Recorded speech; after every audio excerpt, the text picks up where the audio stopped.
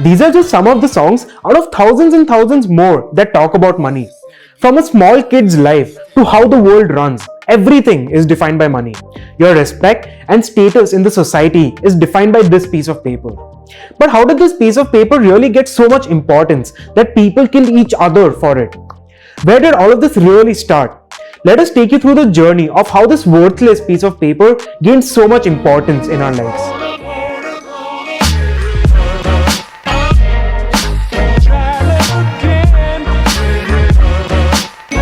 Before we get into this video, I want to thank the folks over at the Hub for letting us use this beautiful studio space.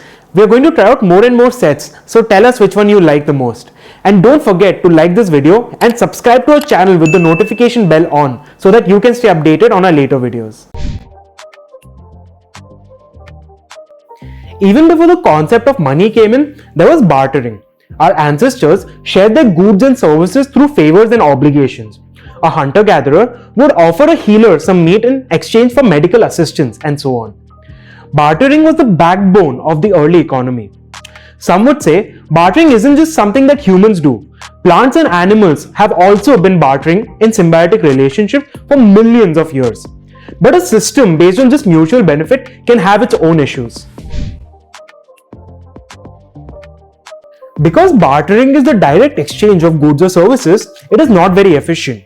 For example, if someone has goats but needs bananas, they would need to find someone who not only has bananas but also requires meat. What if that individual finds someone who has the need for meat but no bananas and can only offer potatoes? To get that meat, that person must then find someone who has bananas and wants potatoes and so on. Even if the person finds someone to trade meat for bananas, the two of them will need to decide the exchange rate that benefits both of them. Just how many bananas are worth a whole goat? To solve this problem, humans develop what is called a commodity money. A commodity is a basic item that can be used by almost everyone in a given society. Things like salt, tea, tobacco, cattle, and even seeds. Due to their usability, these items were once used as money. However, this created its own set of problems that humans needed to adapt to. Carrying heavy bags of salt or dragging cattle around proved to be a logistical nightmare. These items could be difficult to store and could have high chances of going bad. This led to a search for a new medium of exchange.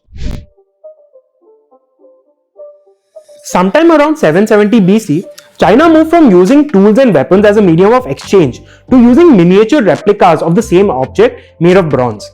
These would go on to become the first coin. Although China was the first country to use coins, Lydia, now Western Turkey, became the first region in the world to use an industrial facility to manufacture coins as currency. There were pictures that were stamped onto these coins to act as denomination. This type of facility is now called a mint, and the process of creating currency in this way is referred to as minting.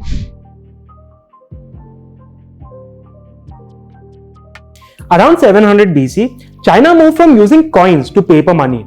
As they were experimenting with paper currency, Europeans began to embrace a new view of money. They started putting money to work in order to make more. Money wasn't just something to save or spend anymore. It became something to invest. There were trade fairs popping up all over Europe, and merchants and travelers went there often because they could now conduct business across the continent. This also saw the emergence of banks in parts of Italy. These new institutions introduced a lot of the financial innovations we still use today, from municipal bonds to insurance. They even brought in the use of credit and debt, enabling kings to borrow to pay for their military adventure and business persons to fund their long-range trades. The invention of the bill of exchange also occurred during this period, a precursor of sorts to the traveler's check, which is a document representing a quantity of gold which could be exchanged for real gold in a different city. By the 16th century in Europe, many of the ideas about money that shape our thinking today were in place. But money itself remained a physical thing, a piece of gold or silver. Its value was dependent on the amount available. This looting of New World colonies in the Americas led to Europeans amassing large amounts of golds, triggering periods of rampant inflation and economic distress.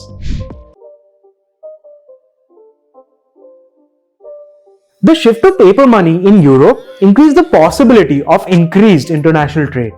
The ruling class as well as the banks started buying currencies from other nations, thus creating the first currency market.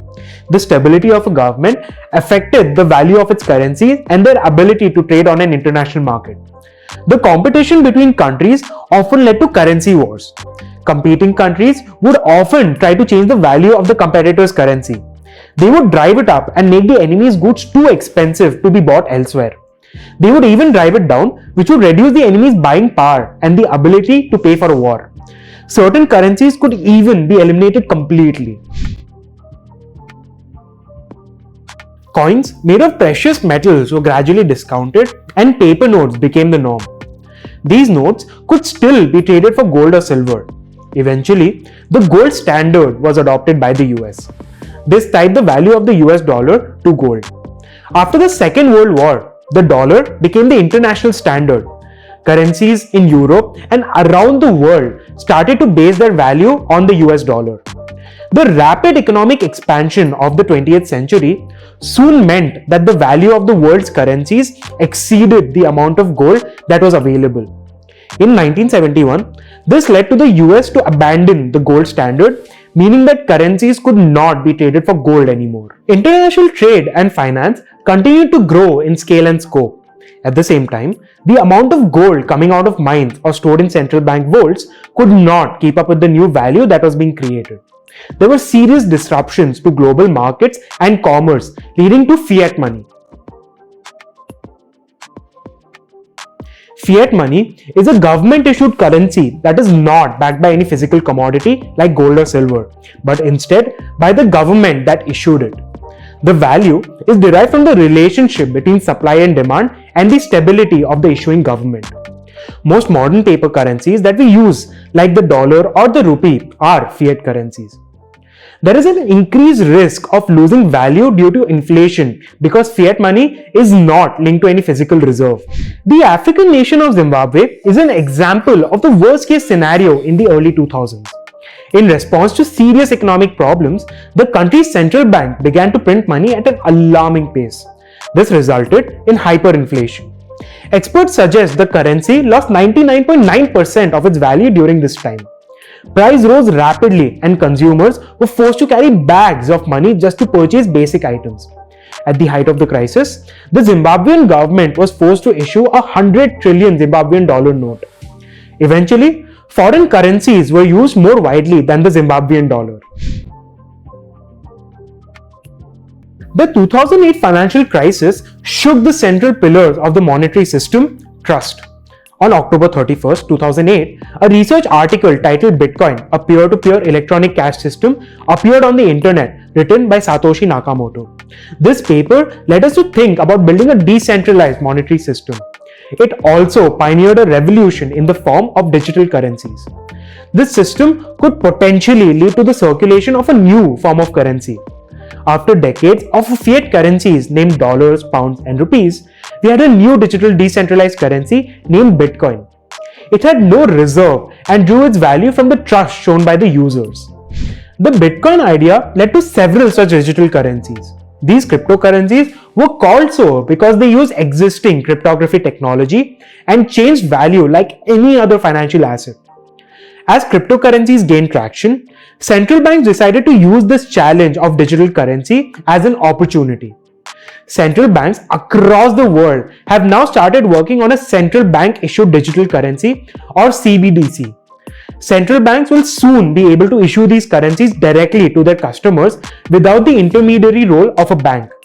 Interestingly, the objective of issuing CBDCs differ across countries. The Chinese and the Europeans see the CBDC as a way to challenge the dominance of the US dollar. Cambodia sees CBDC as a way to increase the usage of its own currency over the US dollar. The Bahama Islands see the CBDC as a way for higher financial inclusion, and Sweden to counter the decline of physical cash, and so on. A problem that all CBDCs have to address is the lack of anonymity and privacy. Cash enables both these features, and this has helped spread usage as well. The CBDC instead might allow states to snoop on people's transactions, which could act as a hindrance.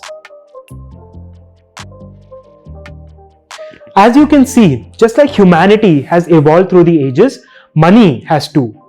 Cryptocurrencies are the latest in a long line of evolution that money has seen over the years.